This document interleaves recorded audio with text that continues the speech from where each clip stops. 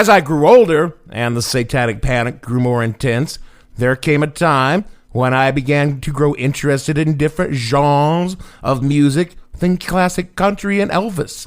So it was that when my parents forced me to sell off my Dungeons & Dragons collections to keep my sweet Lord Satan from taking my pure and innocent young soul, I used the money from that sale to finance the purchase of record albums, and because I was pissed at my parents, they were the loudest, darkest, fucking heavy metal albums I could find. Hail Satan! I had to thread a pretty fine needle, though, because I didn't want my parents to figure out how fucking awesomely satanic the albums were, so I stuck with plausible titles and bands like Venom or Merciful Fate or Slayer, knowing that my unknowing parents would check them and just see them as me being doing teenage stuff. And when it came to buying music, I was also pretty limited for what was available at the Base Exchange, the substandard Walmart of living on a military base. Nothing. There is nothing here.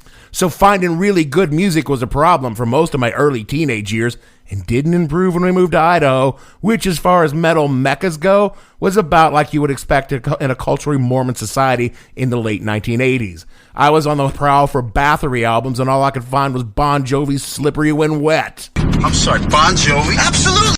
So most of my albums came in the form of cassette copies from my friends who had once lived in civilizations with things like real record stores.